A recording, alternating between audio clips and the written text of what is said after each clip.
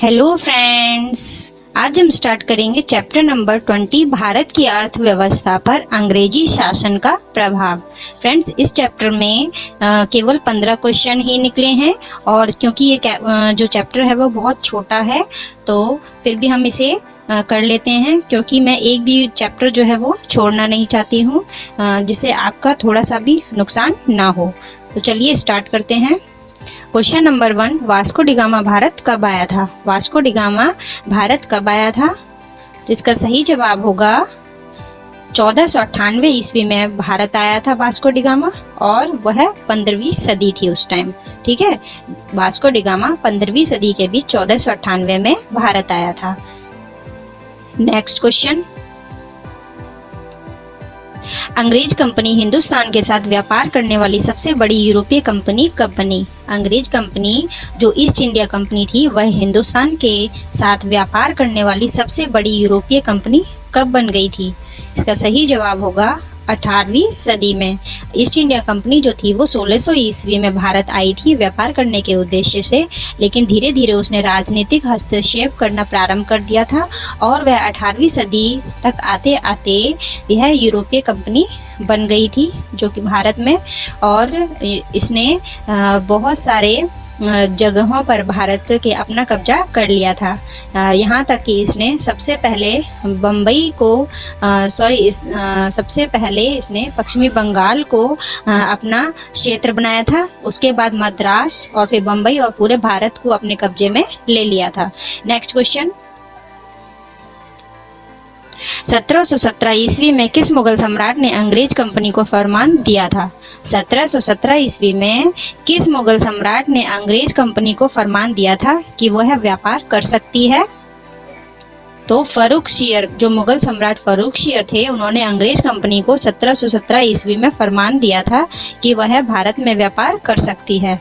Next question, company के governor को मीर कासिम ने पत्र कब लिखा था? कंपनी के गवर्नर को मीर कासिम ने पत्र कब लिखा था? तो इसका राइट आंसर होगा 1662 ईस्वी में। कब लिखा था? 1662 ईस्वी में। नेक्स्ट क्वेश्चन, ब्रिटिश शासन के आर्थिक परिणामों की आलोचना किसने की? ब्रिटिश शासन के आर्थिक परिणामों की आलोचना किसने की तथा संपत्ति के निकास का सबसे पहले विरोध किसने किया था?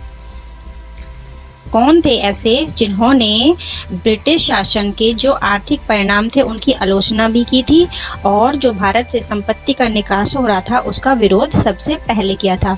तो वो थे दादा भाई नौरोजी। कौन थे? दादा भाई नौरोजी। नेक्स्ट क्वेश्चन पर चलेंगे। पार्लियामेंट में कुछ खास कपड़ों को छोड़कर बाकी के इस्तेमाल पर रोक कब लगाई गई? पार्लियामेंट में कुछ खास कपड़ों को छोड़कर बाकी के इस्तेमाल पर रोक कब लगाई गई थी? इसका राइट आंसर है 1700 ईस्वी में लगाई गई थी और 1712 ईस्वी में। नेक्स्ट क्वेश्चन, जूट उद्योग की स्थापना कहाँ की गई थी? जूट उद्योग की स्थापना कहाँ की गई थी? तो इसका राइट आंसर होगा बंगाल में जूट उद्योग की स्थापना की गई थी। नेक्स्ट क्वेश्चन, ये क्वेश्चंस जो हैं ये उस टाइम के हैं जब भारत की अर्थव्यवस्था पर अंग्रेजी शासन का प्रभाव पड़ रहा था। तो क्वेश्चन नंबर 8 है, बागान उद्योगों के अंतर्गत किनका विकास किया गया था? बागान उद्योगों के अंतर्गत किनका विकास किया गया था? तो इसका राइट आंसर होगा चाय, कहवा व नील उद्योग। चाय, कहवा व नील उद्योग, इनका विकास जो है वो किया गया था। नेक्स्ट क्वेश्चन पर चलेंगे। इंग्लैंड में औद्योगिक क्रांति का सूत्रपात कब हुआ? इंग्लैंड में औद्योगिक क्रांति का सूत्रपात कब हुआ था? तो इसका राइट आंसर है 18वीं सदी में यूरोप में विशेषकर इंग्लैंड में औद्योगिक क्रांति का सूत्रपात हुआ था। नेक्स्ट क्वेश्चन करेंगे। बम्बई व कलकत्ता किस दशक में व्यापारिक बंदरगाहों के रूप में विकसित हुए? बम्बई व कलकत्ता किस दशक में व्यापारिक बंदरगाहों के रूप में विकसित हुए थे? तो इसका राइट आंसर होगा 1780 के दशक में बम्बई व कलकत्ता व्यापारिक बंदरगाहों के रूप में उभरकर सामने आए थे। कौन कौन से थे वो? बम्बई और कलकत्ता, जो कि व्यापार की दृष्टि से बंदरगाह के रूप में विकसित हुए थे। नेक्स्ट क्वेश्चन, 17वीं शताब्दी का सबसे महत्वपूर्ण बंदरगाह कौन सा था? 17वीं शताब्दी में जो महत्वपूर्ण बंदरगाह था उसका नाम बताना है। तो वो बंदरगाह था मछलीपट्टनम। वो बंदरगाह था मछलीपट्टनम। नेक्स्ट क्वेश्चन, अंग्रेजों द्वारा भारत को लूटने का सीधा तरीका क्या था? अंग्रेजों द्वारा भारत को लूटने का सीधा तरीका क्या था?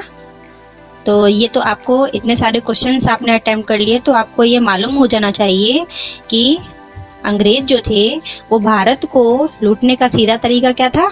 माल गुजारी। ठीक है, हर माल पर वो जो टैक्स होता है वो लेते थे। इस तरीके से धीरे धीरे उन्होंने लूटना प्रारंभ कर दिया था और सोने की चिड़िया जो थी भारत कही जाती थी उसे उन्होंने बिल्कुल खाली कर दिया था। नेक्स्ट क्वेश्चन, अंग्रेज किस रूप में प्रत्यक्ष लूटमार करते थे? अंग्रेज किस रूप में प्रत्यक्ष लूटमार करते थे? तो अंग्रेज जो थे वो डायरेक्टली लूटमार करते थे व्यापार के नाम पर। वो कहते थे कि आप जो है वो कच्चा माल हमें दे दीजिए और हम इसे इंग्लैंड में ले जाकर वहाँ पर इसे जो पक्का माल है वो बना देंगे, क्योंकि आपके पास इतनी मशीन वगैरह इतनी टेक्निक इतनी अच्छी नहीं है। तो हमारे जो भारतीय थे वो बहुत ही भोले और सीधे साधे हुआ करते थे, तो वो ऐसी डील कर लिया करते थे। लेकिन आज का जो भारतीय है वो अगर इस टाइम अंग्रेज होते तो उनके इस जालसाजी में वो फंसने वाले नहीं हैं।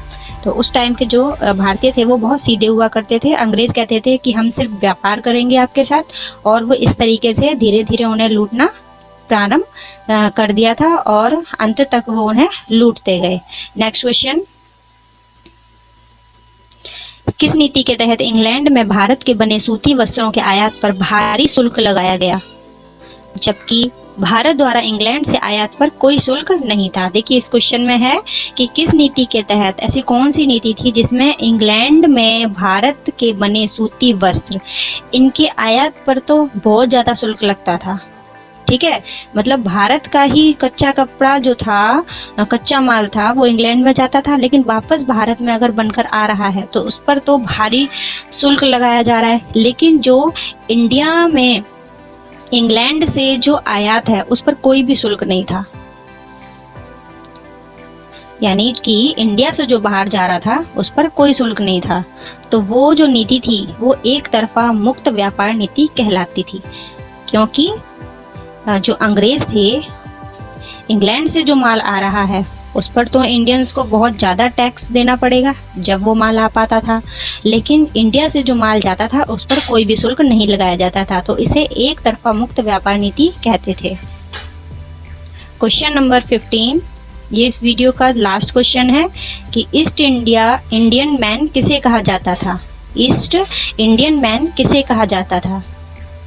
इसका राइट आंसर होगा, भारत के व्यापार करने के लिए अंग्रेजों द्वारा जो बड़े बड़े जहाज़ों का इस्तेमाल किया जाता था उसे ईस्ट इंडियन मैन कहा जाता था। तो आज हमने चैप्टर 20 कंप्लीट कर लिया है। नेक्स्ट चैप्टर नेक्स्ट वीडियो में मिलेंगे। Thank you. मेरे चैनल को सब्सक्राइब कीजिए। नए वीडियो पाने के लिए बेल आइकन पर क्लिक कीजिए और यदि आपको पसंद आए तो लाइक कीजिए और ना